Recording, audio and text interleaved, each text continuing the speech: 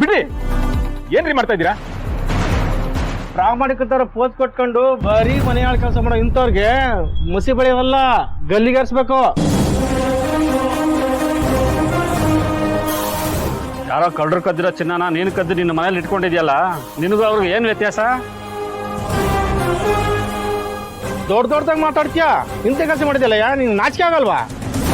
ಅಣ್ಣ, ನನ್ನ ಮುಖಕ್ಕೆ ಎಷ್ಟು ಬೇಕಾದ್ರೂ ಮಸಿ ಬೆಳೀರಿ, ಆದರೆ ಹಾಕಿರೋ ಯೂನಿಫಾರ್ಮ್ ಮಾತ್ರ ಮಸಿ ಹಚ್ಚಬೇಡಿ.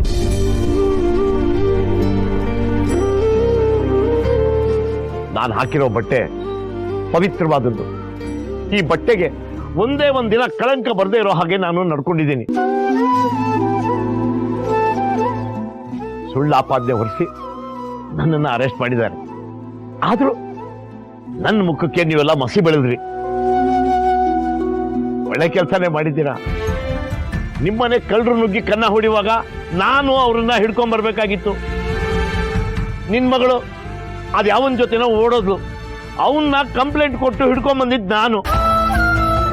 ಈಗ ನೀವೆಲ್ಲ ಸೇರಿ ನನ್ನ ಮುಖಕ್ಕೆ ಮಸಿ ಬೆಳಿತಿದ್ದೀರ ಅಲ್ವಾ? ಬೆಳಿರಿ ಬೆಳಿರಿ.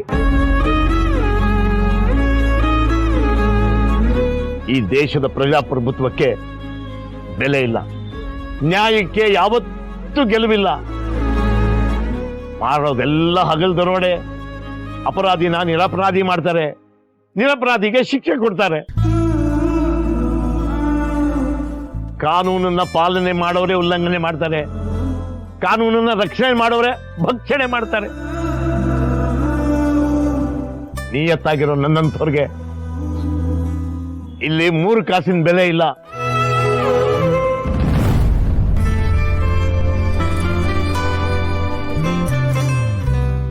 ಜರಮಣ ಏನಾಯ್ತು ಜರಮಣ? ಸರ್, BP ಜಾಸ್ತಿ ಆಗಿರೋದು.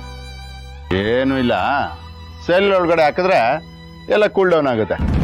ಅರ್ಚನಾ ಬೇರೆಯವ್ರನ್ನ ಮದ್ವೆ ಆಗೋದಕ್ಕೆ ಮನ್ಸು ಮಾಡಿದ್ರು, ಅದಕ್ಕೆ ಆ ದೀಪನೇ ಅಡ್ಡಿ ಆಗ್ತಿದ್ದಾಳಲ್ಲ. ಅವಳು ನಿನ್ನ ಹತ್ರ ಮಾತಾಡೋದನ್ನ ನಾನು ನೋಡಿದೆ ಚಿರು. ಹೀಗಾದ್ರೆ ಮಾವನ ಆರೋಗ್ಯದ ಗತಿ ಏನು? ಯೋಚನೆ ಮಾಡಬೇಡಿ. ಅದಕ್ಕೆ ದೀಪ ಅವರಲ್ಲ, ಯಾರು ಬಂದು ಹೇಳಿದ್ರು ನನ್ನ ನಿರ್ಧಾರ ನಾನು ಬದಲಾಯಿಸಲ್ಲ. ಸದ್ಯದ ಪರಿಸ್ಥಿತಿಲಿ ಅಪ್ಪನ ಆರೋಗ್ಯನೇ ನನ್ನ ಮುಖ್ಯ.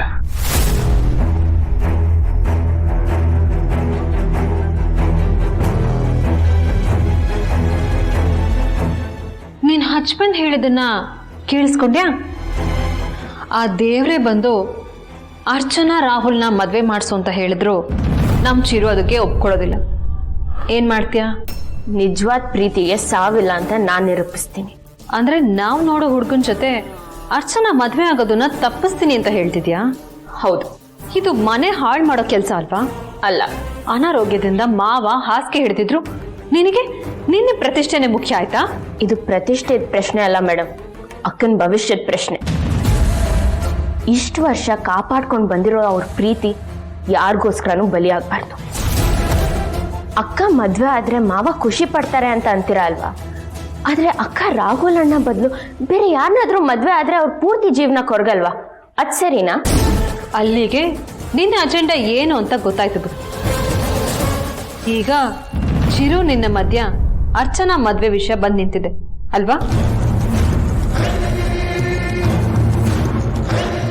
ಆದ್ರೆ ನಾನಂತೂ ಇದಕ್ಕೆ ಚಿರುನೇ ಸಪೋರ್ಟ್ ಮಾಡೋದು.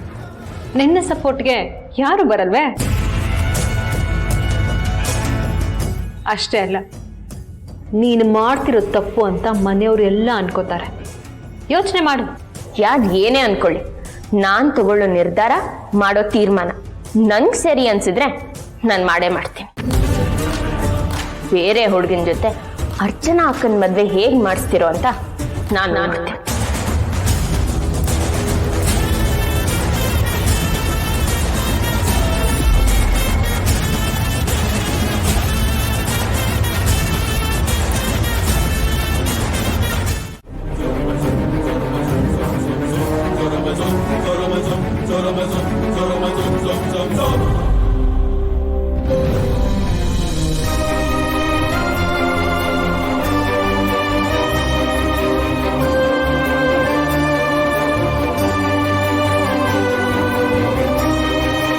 ಸಾಹೇಬ್ರೆ, ನಿಮ್ಮನ್ನ ಈ ಥರ ನೋಡಕ್ ಆಗ್ತಿಲ್ಲ ಸಾಹೇಬ್ರೆ.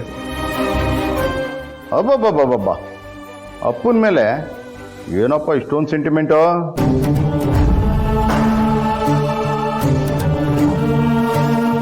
ನೋಡು, ನಿನಗೆ ಕೋಪ ಆಯ್ತಾರೆ ನನ್ನ ಮೇಲೆ ತೀರಿಸ್ಕೋ, ವಯಸ್ಸಾಗಿರೋ ನಮ್ಮ ಅಪ್ಪನ ಮೇಲೆ ತೀರಿಸ್ಕೊಬೇಡ.